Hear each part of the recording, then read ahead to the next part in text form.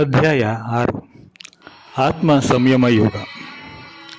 ಭಗವಂತನು ಹೇಳಿದನು, ಕರ್ಮ ಫಲವನ್ನು ಆಶ್ರಯಿಸದೆ ಕರ್ತವ್ಯ ಕರ್ಮ ಮಾಡುವವನೇ ಸನ್ಯಾಸಿ ಮತ್ತು ಯೋಗಿಯಾಗಿದ್ದಾನೆ. ಕೇವಲ ಅಗ್ನಿಯನ್ನು ತ್ಯಾಗ ಮಾಡುವವನು ಸನ್ಯಾಸಿಯಲ್ಲ, ಹಾಗೆಯೇ ಕೇವಲ ಕ್ರಿಯೆಗಳನ್ನು ತ್ಯಜಿಸಿದವನು ಯೋಗಿಯೂ ಅಲ್ಲ. ಎಲೆ ಅರ್ಜುನನೇ, ಯಾವುದನ್ನು ಸನ್ಯಾಸವೆಂದು ಹೇಳುವರೋ ಅದೇ ಯೋಗವಾಗಿದೆ ಎಂದು ನೀನು ತಿಳಿ. ಏಕೆಂದರೆ ಸಂಕಲ್ಪಗಳ ತ್ಯಾಗ ಮಾಡದಿರುವ ಯಾರೇ ಪುರುಷನು ಯೋಗಿಯಾಗಲಾರನು. ಯೋಗದಲ್ಲಿ ನೆಲೆ ನಿಲ್ಲಬೇಕೆಂಬ ಇಚ್ಛೆಯುಳ್ಳ ಮನನಶೀಲ ಪುರುಷನಿಗೆ ಯೋಗದ ಪ್ರಾಪ್ತಿಯಾಗಲು ನಿಷ್ಕಾಮ ಕರ್ಮ ಮಾಡುವುದೇ ಹೇತು ಎಂದು ಹೇಳಲಾಗಿದೆ. ಮತ್ತು ಯೋಗಾರೂಢನಾದ ಮೇಲೆ ಆ ಯೋಗಾರೂಢ ಪುರುಷನಿಗೆ ಸರ್ವ ಸಂಕಲ್ಪಗಳ ಅಭಾವವನ್ನೇ ಶ್ರೇಯಸ್ಸಿಗೆ ಕಾರಣವೆಂದು ಹೇಳಲಾಗಿದೆ.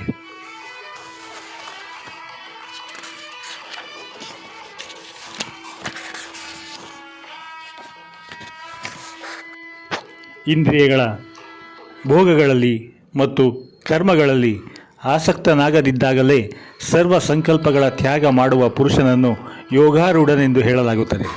ತನ್ನಿಂದಲೇ ತನ್ನನ್ನು ಸಂಸಾರ ಸಾಗರದಿಂದ ಉದ್ಧರಿಸಿಕೊಳ್ಳಬೇಕು ಮತ್ತು ತನ್ನನ್ನು ಅಧೋಗತಿಗೆ ಕೊಂಡೊಯ್ಯಬಾರದು. ಏಕೆಂದರೆ ಈ ಮನುಷ್ಯನು ತನಗೆ ತಾನೇ ಮಿತ್ರನು ಮತ್ತು ತನಗೆ ತಾನೇ ಶತ್ರು ಆಗಿದ್ದಾನೆ. ಯಾವ ಜೀವಾತ್ಮನು ಮನಸ್ಸು ಮತ್ತು ಇಂದ್ರಿಯಗಳ ಸಹಿತ ಶರೀರವನ್ನು ಗೆದ್ದುಕೊಂಡಿರುವವನೋ ಆ ಜೀವಾತ್ಮನಿಗೆ ತಾನೇ ತನಗೆ ಮಿತ್ರನಾಗಿದ್ದಾನೆ. ಮತ್ತು ಯಾರು ಮನಸ್ಸು ಇಂದ್ರಿಯಗಳ ಸಹಿತ ಶರೀರವನ್ನು ಗೆದ್ದುಕೊಂಡಿರುವುದಿಲ್ಲವೋ ಅವನಿಗೆ ತಾನೇ ಶತ್ರುವಿನಂತೆ ಶತ್ರುತ್ವವನ್ನಿರಿಸುವವನು. ಶೀತ, ಉಷ್ಣ, ಸುಖ, ದುಃಖ ಇತ್ಯಾದಿಗಳು ಹಾಗೂ ಮಾನ ಅಪಮಾನಗಳಲ್ಲಿ ಅಂತಃಕರಣದ ವೃತ್ತಿಗಳು ಪೂರ್ಣವಾಗಿ ಶಾಂತನಾಗಿ ಆತ್ಮನನ್ನು ಸ್ವಾಧೀನಪಡಿಸಿಕೊಂಡ ಪುರುಷನ ಜ್ಞಾನದಲ್ಲಿ ಸಚ್ಚಿದಾನಂದ ಘನ ಪರಮಾತ್ಮನು ಸಮ್ಯಕ್ ಪ್ರಕಾರದಿಂದ ಸ್ಥಿತನಾಗಿರುತ್ತಾನೆ. ಅಂದರೆ ಅವನ ಜ್ಞಾನದಲ್ಲಿ ಪರಮಾತ್ಮನಲ್ಲದೆ ಬೇರೇನೂ ಇರುವುದಿಲ್ಲ. ಜ್ಞಾನ ವಿಜ್ಞಾನದಿಂದ ತೃಪ್ತ ಅಂತಃಕರಣವುಳ್ಳವನ ಸ್ಥಿತಿಯು ವಿಕಾರರಹಿತವಾಗಿರುತ್ತದೆ. ಇಂದ್ರಿಯಗಳನ್ನು ಪೂರ್ಣವಾಗಿ ಗೆದ್ದುಕೊಂಡು ಕಲ್ಲು, ಮಣ್ಣು ಮತ್ತು ಬಂಗಾರ ಸಮಾನವಾಗಿರುವ ಯೋಗಿಯು ಯುಕ್ತನು, ಅರ್ಥಾತ್ ಭಗವತ್ ಪ್ರಾಪ್ತನಾಗಿದ್ದಾನೆ ಎಂದು ಹೇಳಲಾಗುತ್ತದೆ. ಸಹೃದಯರು, ಮಿತ್ರರು, ವೈರಿಗಳು, ಉದಾಸೀನರು, ಮಧ್ಯಸ್ಥರು, ದ್ವೇಷಪಾತ್ರರು, ಬಂಧುಗಳು, ಸಜ್ಜನರು ಮತ್ತು ಪಾಪಿ ಇವರೆಲ್ಲರಲ್ಲಿ ಸಮಾನ ಭಾವವುಳ್ಳವನು ಅತ್ಯಂತ ಶ್ರೇಷ್ಠನಾಗಿದ್ದಾನೆ. ಮನಸ್ಸು ಇಂದ್ರಿಯಗಳ ಸಹಿತ ಶರೀರವನ್ನು ಹತೋಟಿಯಲ್ಲಿ ಇಟ್ಟುಕೊಂಡಿರುವ ಆಶಾರಹಿತ ಮತ್ತು ಸಂಗ್ರಹ ಮಾಡದ ಯೋಗಿಯು ಒಬ್ಬಂಟಿಗನಾಗಿ ಏಕಾಂತದಲ್ಲಿ ಕುಳಿತು ಆತ್ಮನನ್ನು ನಿರಂತರ ಪರಮಾತ್ಮನಲ್ಲಿ ತೊಡಗಿಸಿಕೊಳ್ಳಬೇಕು.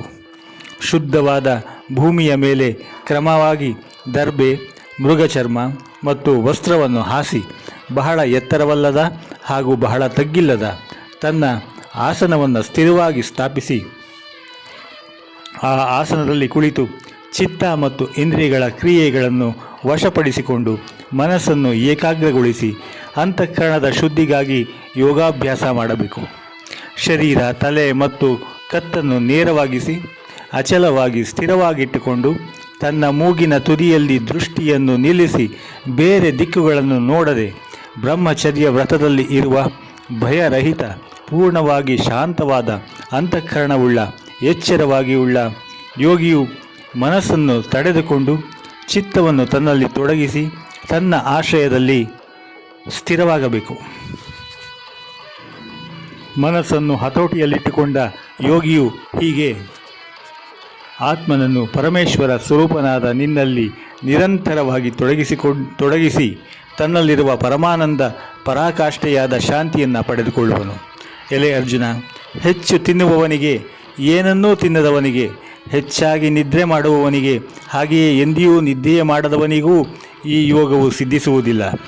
ದುಃಖಗಳನ್ನು ನಾಶ ಮಾಡುವ ಈ ಯೋಗವು ಯಥಾಯೋಗ್ಯ ಆಹಾರ ವಿಹಾರ ಮಾಡುವವನಿಗೆ, ಕರ್ಮಗಳಲ್ಲಿ ಯಥಾಯೋಗ್ಯ ವ್ಯವಹರಿಸುವವನಿಗೆ ಮತ್ತು ನಿದ್ದೆ ಎಚ್ಚರ ಯಥಾಯೋಗ್ಯವಾಗಿರುವವನಿಗೇ ಸಾಧ್ಯವಾಗುತ್ತದೆ. ಸಂಪೂರ್ಣವಾಗಿ ವಶಪಡಿಸಿಕೊಂಡ ಚಿತ್ತವು ಪರಮಾತ್ಮನಲ್ಲಿ ಪೂರ್ಣವಾಗಿ ಸ್ಥಿರವಾದಾಗ ಸಮಸ್ತ ಭೋಗಗಳ ಇಚ್ಛೆಯೂ ಇಲ್ಲವಾದ ಪುರುಷನನ್ನು ಯೋಗಯುಕ್ತನೆಂದು ಹೇಳಲಾಗುತ್ತದೆ. ಗಾಳಿ ಬೀಸದ ಜಾಗದಲ್ಲಿನ ದೀಪ ಶಿಖೆಯು ಅಲುಗಾಡುವುದಿಲ್ಲ. ಇದೇ ಉಪಮೆಯನ್ನು ಪರಮಾತ್ಮನ ಧ್ಯಾನದಲ್ಲಿ ತನ್ಮಯನಾದ ಯೋಗಿಯ ಗೆದ್ದಿರುವ ಚಿತ್ತಕ್ಕೆ ಕೊಡಲಾಗಿದೆ. ಯೋಗಾಭ್ಯಾಸದಿಂದ ನಿಯಮನ ಮಾಡಿದ ಚಿತ್ತವು ಯಾವ ಸ್ಥಿತಿಯಲ್ಲಿ ಶಾಂತವಾಗುತ್ತದೋ ಮತ್ತು ಯಾವ ಸ್ಥಿತಿಯಲ್ಲಿ ಪರಮಾತ್ಮನ ಧ್ಯಾನದಿಂದ ಶುದ್ಧವಾದ ಸೂಕ್ಷ್ಮ ಬುದ್ಧಿಯ ಮೂಲಕ ಪರಮಾತ್ಮನ ಸಾಕ್ಷಾತ್ಕಾರವಾಗಿ ಸಚ್ಚಿದಾನಂದ ಘನ ಪರಮಾತ್ಮನಲ್ಲೇ ಸಂತುಷ್ಟವಾಗುತ್ತಾನೋ, ಇಂದ್ರಿಯಾತೀತ ಕೇವಲ ಶುದ್ಧವಾದ ಸೂಕ್ಷ್ಮ ಬುದ್ಧಿಯಿಂದ ಗ್ರಹಿಸಲಾಗುವ ಅನಂತವಾದ ಆನಂದವನ್ನು ಯಾವ ಅವಸ್ಥೆಯಲ್ಲಿ ಅನುಭವಿಸುತ್ತಾನೋ ಮತ್ತು ಯಾವ ಅವಸ್ಥೆಯಲ್ಲಿ ಸ್ಥಿತನಾದ ಈ ಯೋಗಿಯು ಪರಮಾತ್ಮನ ಸ್ವರೂಪದಿಂದ ಎಂದಿಗೂ ವಿಚಲಿತನಾಗುವುದಿಲ್ಲವೋ ಮತ್ತು ಪರಮಾತ್ಮನ ಪ್ರಾಪ್ತಿರೂಪಿ ಯಾವ ಲಾಭವನ್ನು ಪಡೆದುಕೊಂಡು ಅದಕ್ಕಿಂತ ಹೆಚ್ಚಾದ ಬೇರೆ ಯಾವುದೇ ಲಾಭವನ್ನು ಮನ್ನಿಸುವುದಿಲ್ಲವೋ ಮತ್ತು ಪರಮಾತ್ಮನ ಪ್ರಾಪ್ತಿರೂಪಿ ಅವಸ್ಥೆಯಲ್ಲಿ ಸ್ಥಿತನಾದ ಯೋಗಿಯು ಭಾರೀ ದೊಡ್ಡ ದುಃಖದಿಂದಲೂ ವಿಚಲಿತನಾಗುವುದಿಲ್ಲವೋ, ಯಾವುದು ದುಃಖರೂಪಿ ಸಂಸಾರದ ಸಂಯೋಗದಿಂದ ರಹಿತವಾಗಿದೆಯೋ ಹಾಗೂ ಯಾವುದರ ಹೆಸರು ಯೋಗ ಎಂಬುದಾಗಿಯೋ ಅದನ್ನು ತಿಳಿಯಲೇಬೇಕು. ಆ ಯೋಗವನ್ನು ಬೇಸರಿಸದೆ ಅರ್ಥಾತ್ ಧೈರ್ಯ ಮತ್ತು ಉತ್ಸಾಹದಿಂದ ಕೂಡಿದ ಚಿತ್ತದಿಂದ ನಿಶ್ಚಯವಾಗಿ ಮಾಡುವುದು ಕರ್ತವ್ಯವಾಗಿದೆ. ಸಂಕಲ್ಪದಿಂದ ಉಂಟಾಗುವ ಎಲ್ಲ ಕಾಮನೆಗಳನ್ನು ಪೂರ್ಣವಾಗಿ ತ್ಯಜಿಸಿ ಮತ್ತು ಮನಸ್ಸಿನಿಂದ ಇಂದ್ರಿಯ ಸಮುದಾಯವನ್ನು ಎಲ್ಲ ಕಡೆಗಳಿಂದ ಪೂರ್ಣವಾಗಿ ತಡೆದುಕೊಂಡು ಕ್ರಮಕ್ರಮವಾಗಿ ಅಭ್ಯಾಸ ಮಾಡುತ್ತಾ ಉಪರತವಾಗಬೇಕು. ಹಾಗೂ ಧೈರ್ಯದಿಂದ ಕೂಡಿದ ಬುದ್ಧಿಯಿಂದ ಮನಸ್ಸನ್ನು ಪರಮಾತ್ಮನಲ್ಲಿ ಸ್ಥಿರಗೊಳಿಸಿ ಪರಮಾತ್ಮನಲ್ಲದೆ ಬೇರೆ ಯಾವ ವಿಚಾರವನ್ನು ಮಾಡಬಾರದು. ಈ ಅಸ್ಥಿರ ಮತ್ತು ಚಂಚಲವಾದ ಮನಸ್ಸು ಯಾವ ಶಬ್ದಾದಿ ವಿಷಯಗಳ ನಿಮಿತ್ತದಿಂದ ಜಗತ್ತಿನಲ್ಲಿ ವಿಚರಿಸುತ್ತದೋ ಆಯಾ ವಿಷಯಗಳಿಂದ ಹಿಂದಕ್ಕೆಳೆದುಕೊಂಡು ಪದೇ ಪದೇ ಪರಮಾತ್ಮನಲ್ಲಿ ಸ್ಥಿರಗೊಳಿಸಬೇಕು. ಏಕೆಂದರೆ ಚೆನ್ನಾಗಿ ಶಾಂತವಾದ ಮನಸ್ಸುಳ್ಳ ಪಾಪರಹಿತನಾದ ಮತ್ತು ರಜೋಗುಣವು ಶಾಂತವಾಗಿ ಸಚ್ಚಿದಾನಂದ ಘನ ನಾದ ಬ್ರಹ್ಮನೊಡನೆ ಐಕ್ಯ ಹೊಂದಿದ ಯೋಗಿಗೆ ಉತ್ತಮವಾದ ಆನಂದ ಪ್ರಾಪ್ತವಾಗುತ್ತದೆ.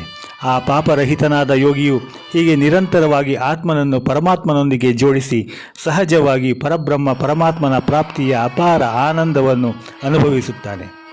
ಸರ್ವವ್ಯಾಪಿಯಾದ ಅನಂತ ಚೈತನ್ಯದಲ್ಲಿ ಏಕಸ್ಥಿತಿ ರೂಪವಾದ ಯೋಗದಿಂದ ಕೂಡಿದ ಆತ್ಮವುಳ್ಳ ಎಲ್ಲರನ್ನು ಸಮಭಾವದಿಂದ ನೋಡುವ ಯೋಗಿಯು ಆತ್ಮನನ್ನು ಸಮಸ್ತ ಪ್ರಾಣಿಗಳಲ್ಲಿ ಸ್ಥಿತ ಮತ್ತು ಸಮಸ್ತ ಪ್ರಾಣಿಗಳು ಆತ್ಮನಲ್ಲಿ ಕಲ್ಪಿತವಾಗಿ ನೋಡುತ್ತಾನೆ.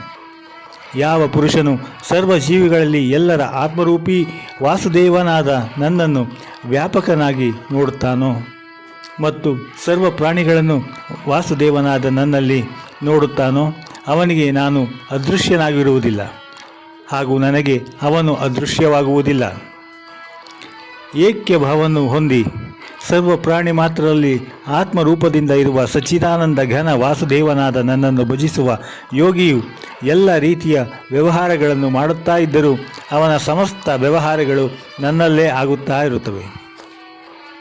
ಎಲೆ ಅರ್ಜುನ, ತನ್ನಂತೆಯೇ ಸರ್ವ ಪ್ರಾಣಿಗಳನ್ನು ಸಮದೃಷ್ಟಿಯಿಂದ ನೋಡುವ ಮತ್ತು ಸುಖ ಅಥವಾ ದುಃಖಗಳನ್ನು ಎಲ್ಲರಲ್ಲಿ ಸಮದೃಷ್ಟಿಯಿಂದ ನೋಡುವ ಯೋಗಿಯು ಪರಮಶ್ರೇಷ್ಠನೆಂದು ತಿಳಿಯಲಾಗಿದೆ. ಅರ್ಜುನನು ಹೇಳಿದನು, ಎಲೆ ಮಧುಸೂದನನೇ, ನೀನು ಸಮಭಾವದಿಂದ ಹೇಳಿದ ಈ ಯೋಗವು ಮನಸ್ಸು ಚಂಚಲವಾಗಿದ್ದರಿಂದ ಅದು ಸ್ಥಿರವಾದೀತು ಎಂದು ನನಗನ್ನಿಸುವುದಿಲ್ಲ. ಮತಿಸುವ ಸ್ವಭಾವವುಳ್ಳದ್ದು ತುಂಬ ದೃಢ ಮತ್ತು ಬಲಶಾಲಿಯಾಗಿದೆ. ಆದ್ದರಿಂದ ಅದನ್ನು ವಶದಲ್ಲಿಡುವುದು ವಾಯುವನ್ನು ಹಿಡಿದಂತೆ ಅತ್ಯಂತ ದುಷ್ಕರವೆಂದು ನಾನು ತಿಳಿಯುತ್ತೇನೆ. ಭಗವಂತನು ಹೇಳಿದನು, ಎಲೆ ಮಹಾಬಾಹು, ಮನಸ್ಸು ಚಂಚಲ ಮತ್ತು ವಶವಾಗಲು ಅತಿ ಕಷ್ಟವಾಗಿದೆ, ಇದರಲ್ಲಿ ಸಂಶಯವೇ ಇಲ್ಲ. ಆದರೆ ಕುಂತಿಪುತ್ರನೇ, ಅದು ಅಭ್ಯಾಸದಿಂದ ಮತ್ತು ವೈರಾಗ್ಯದಿಂದ ವಶವಾಗುತ್ತದೆ. ಮನಸ್ಸನ್ನು ವಶಪಡಿಸದೇ ಇರುವ ಪುರುಷನಿಗೆ ಯೋಗ ಸಾಧನೆ ಕಷ್ಟವಾಗಿದೆ. ಆದರೆ ಮನಸ್ಸನ್ನು ವಶಪಡಿಸಿಕೊಂಡಿರುವ ಪ್ರಯತ್ನಶೀಲ ಮನುಷ್ಯನಿಗೆ ಸಾಧನೆಯಿಂದ ಅದು ಪ್ರಾಪ್ತವಾಗುವುದು ಸಹಜವಾಗಿದೆ. ಇದು ನನ್ನ ಮತವಾಗಿದೆ.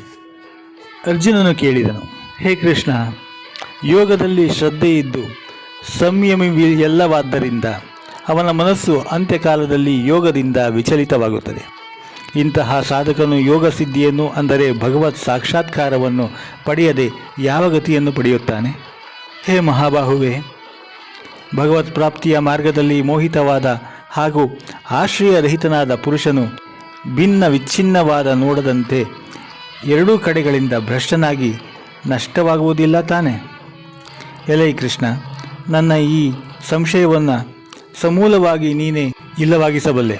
ಏಕೆಂದರೆ ನೀನಲ್ಲದೆ ಬೇರೆ ಯಾರೂ ಈ ಸಂಶಯವನ್ನು ದೂರಗೊಳಿಸುವವರು ಸಿಕ್ಕುವ ಸಂಭವವಿಲ್ಲ. ಭಗವಂತನು ಹೇಳಿದನು, ಎಲೈ ಪಾರ್ಥ, ಆ ಪುರುಷನು ಇಹಲೋಕದಲ್ಲಿ ಮತ್ತು ಪರಲೋಕದಲ್ಲಿಯೂ ನಾಶವಾಗುವುದಿಲ್ಲ.